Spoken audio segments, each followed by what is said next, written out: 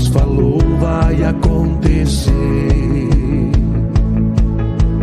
Tudo que Deus falou vai acontecer.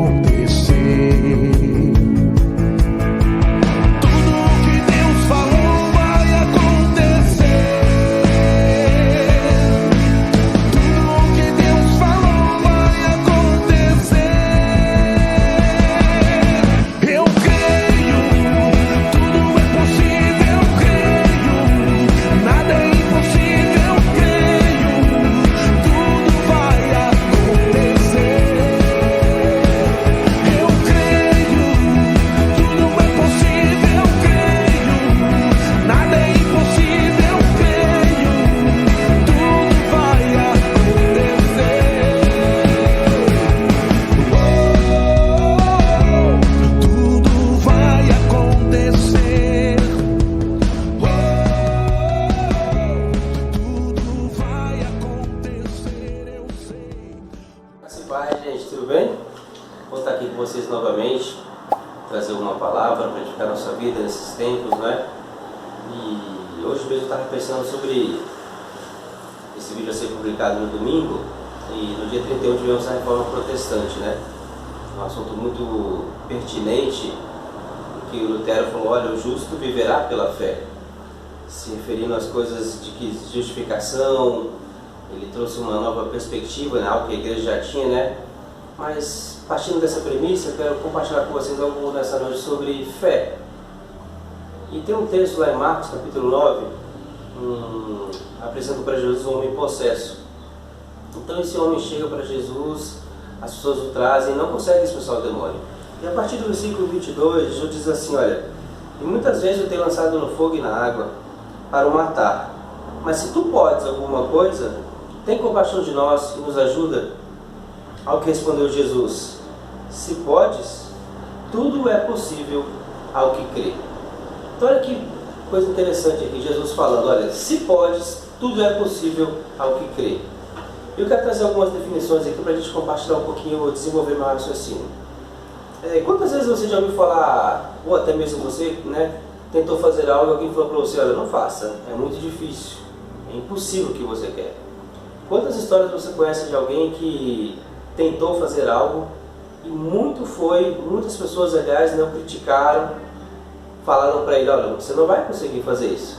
Ninguém nunca fez isso, como você vai fazer isso? E a nossa história é repleta de casos assim, pessoas que agiram por aquilo que elas acreditavam, colocou na cabeça algo, uma ideia e foi até o fim. Simplesmente fé genuína. Agora eu quero compartilhar com você algumas definições do que Jesus disse aqui, olha, tudo é possível ao que crê. A primeira coisa é possível. A palavra possível vem de dunato, ou de dunatas, que é a mesma expressão, a mesma raiz de dunamis, que significa exatamente poder, capacidade, aptidão, ou apto, capaz de fazer alguma coisa. Então, olha aqui a definição que eu anotei. Isso significa que este poder opera na vida de alguém, não importando quão qualificado ou desqualificado este era antes. Este poder agora o capacita para fazer a tarefa que Deus está ordenando, ou que Deus está fazendo, a tarefa que está diante dele. Então, quando ele ativa essa fé como uma faísca, ele se torna capaz e apto a realizar qualquer tarefa que Deus tenha ordenado a ele. E assim a Bíblia é repleta de fatos que vão mostrar isso para a gente. Amém? Agora ele continua. Quem é essa pessoa? A resposta é aquele que crê. Quem é essa pessoa que vai ter esse poder? Aquele que crê. Aqui crê vem da raiz grega pistis, que é o mesmo significado de fé. Uma pessoa que está crendo. Aqui o tempo verbal que foi usado é crendo. Ou seja, uma pessoa que não creu no passado, ela não viveu algo que... ela não está vivendo algo que creu há muito tempo, mas simplesmente ela está crendo hoje, ela continua crendo firmemente. Então, uma definição seria assim, quando a fé é ativada, essa faísca, ela põe em movimento o poder sobrenatural que capacita essa pessoa a fazer o que normalmente nunca seria capaz de fazer. Esta fé em operação vai te capacitar a fazer o que Deus está pedindo. Amém, gente? Então, minha pergunta para você seria hoje, durante esse tempo de pandemia, né, que nós passamos, estamos ainda enfrentando, muitas pessoas têm enfrentado bastante problema, eu tenho constatado algo. Ou o seu relacionamento com Deus se tornou mais forte, se tornou mais firme, ou o seu relacionamento com Deus permaneceu, mas infelizmente muitos relacionamentos com Deus foram acabados, eu posso dizer assim, né? Não foram mesmo. Muitas pessoas se desviaram da fé nesse tempo, porque não tinham a sua fé enraizada na palavra de Deus. E aí quando você olha para a Bíblia, e você vê lá no começo, Gênesis criando o homem, criando as coisas, ele criou todas as coisas. Você vai depois para Hebreus e dizer que Jesus é a expressão exata de Deus. E a gente pode olhar para as coisas visíveis de Deus hoje para entender as invisíveis. Como assim, Carlos? Através das parábolas, por exemplo. Jesus usou muito as parábolas para explicar as coisas sobrenaturais através de coisas naturais. Ok? Então, para examinar as coisas invisíveis de Deus, podemos observar as coisas visíveis que Ele fez.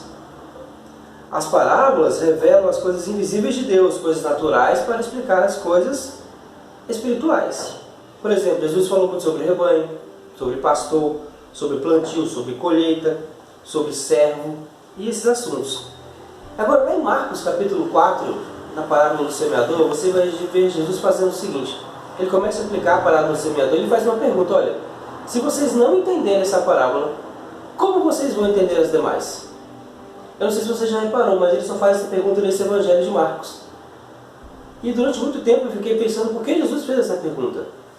Porque essa parábola é o ponto principal para a gente entender as outras parábolas. E aqui há alguns pontos importantes que eu quero trazer para a gente nessa noite. A primeira delas é que Jesus fez essa pergunta, né? E nós sabemos que a palavra é a semente, o solo é o coração humano. Ele vai falar sobre a fé no tamanho do grão de mostarda. Depois ele vai dizer, olha, se vocês tiverem fé, até a montanha se move, né? Ele vai dizer, se tiver fé. Depois lá em Marcos capítulo 4, no mesmo capítulo, no versículo 26, ele vai contar a parábola do reino. E ele vai dizer assim, olha, o reino de Deus é semelhante. Várias e várias vezes Jesus vai começar dizendo, o reino de Deus é semelhante. Olha que interessante isso, gente. Ele está dizendo para a gente, olha, o reino de Deus é assim. Assim como funciona essa coisa natural, o reino de Deus funciona também assim na forma espiritual. Ele está nos dando a chave para a gente entender as coisas espirituais dele. E ele vai começar a falar sobre o agricultor, depois que planta a semente, ele não fica conferindo todo dia se a semente está crescendo, a semente vai germinar mesmo sem a gente saber como. Então Jesus está ensinando essas coisas naturais para entender as coisas espirituais. Agora, Jesus criou, Deus, né, aliás, criou a terra. E o que devemos fazer com a terra? Plantar a semente. O que determina a produção de algo? Você acha que é a terra ou a semente? Eu te digo, com certeza é a semente. O poder de criar algo está na semente. Lá em Gênesis diz que a terra por si só já está maldita. Ou seja, quem conhece de plantação sabe que se você deixar o terreno vazio, não plantar nada nele, vai crescer, não vai produzir frutos, mas vai crescer capim, vai crescer erva daninha, vai crescer mato. Agora, quando é jogada uma semente e ela é cultivada e regada, vai dar o fruto que aquela semente foi designada a produzir. Ninguém precisa plantar maldição na terra, porque a terra por si só já está maldita. Então, como forçar a terra para produzir algo? Pela semente. E olha que esse ponto interessante. O solo não decide o que produzir. O que vai determinar é a semente que foi plantada. A semente é o fator de domínio. Cada semente produz o seu tipo. O que a semente, então, produz? Falando agora não dessa semente como o alimento, mas o que a semente, que nós estamos falando da semente da palavra, produz? Senão e somente bênçãos. Se você olhar o contexto todo da palavra de Deus, você vai ver que a palavra, quando é lançada como, Carlos? Falada, ela vai produzir bênçãos. Então, nesse momento que eu estou trazendo para vocês, eu quero trazer uma palavra para resgatar um princípio muito importante e fundamental para as nossas vidas, que é falar. Falar e declarar a fé. Muitas pessoas têm passado por problemas e dificuldades, mas esquecem de falar e declarar o que querem viver. Você vai ver muitas pessoas falando durante a história que era impossível fazer algo, mas elas falavam, eu vou fazer. eu vou ser o primeiro. Eu acredito que eu vou fazer. E fizeram. Porque é exatamente isso. Soltou essa faísca, a fé começou a produzir algo nela, e ela se tornou capaz de fazer algo. Independente se ela era qualificada ou não para fazer aquilo. Então a bênção de Deus está na semente. E ela só vai ser colhida e ser plantada se falarmos. Amém, gente? E aqui é um ponto muito interessante que eu quero compartilhar com você, para finalizar isso. Perceba algo seguinte, olha. A fé, ela não é uma negativa do que existe, mas a confissão do que ainda não existe, como se já existisse. Vou te dar um exemplo. Quando Deus falou para Abraão que ele ia ser pai de multidões, né, aquela promessa que ele fez para ele, você não vai ver, aliás, Abraão negando a real circunstância que ele passava. Ele era um velho, e ele não falava, eu não sou velho, eu não sou velho. Porque a fé não funciona assim. O que eu quero te explicar nessa noite? Que você deve falar o que você ainda não vê, o que ainda não existe como se já existisse. Por exemplo, você está passando por uma enfermidade, você não vai falar, eu não estou doente, eu não estou doente, eu não estou doente. Porque a fé não funciona assim. Ela não nega o fato que existe. Mas a fé começa a declarar as coisas que não existem como se já existissem. Então você tem que falar, eu sou curado, eu tenho saúde divina, eu ando em fé.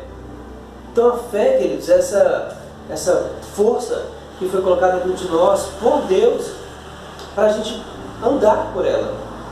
A Bíblia diz que o justo viverá pela fé, naquele contexto que foi escrito em Romanos, mas nós podemos ampliar isso e dizer que a nossa vida é sim uma vida por fé. Tudo que nós temos é por fé.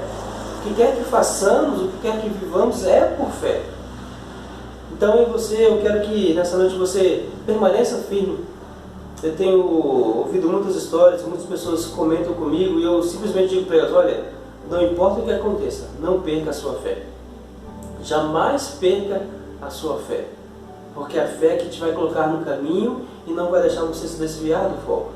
Não vai deixar você se perder durante o caminho. É só você observar, e na palavra de Deus dizem que muitas pessoas, por causa de doutrinas erradas, por causa de relacionamentos, frustração, os problemas que passaram, que vamos passar nesse tempo, começaram a colocar a culpa em Deus e aí se perderam na fé. A Bíblia diz que essas pessoas abandonaram a fé. Quando lemos a carta de Hebreus, o autor de Hebreus vai comparar a nossa jornada com aquele povo que saiu do Egito e vai dizer para nós, olha, tenha cuidado para que vocês não sejam como eles. Eles viram que Deus agiu na vida deles. Eles tiveram maná todo dia, uma nuvem de glória, uma coluna de fogo que aquecia eles de noite. Tinham tudo.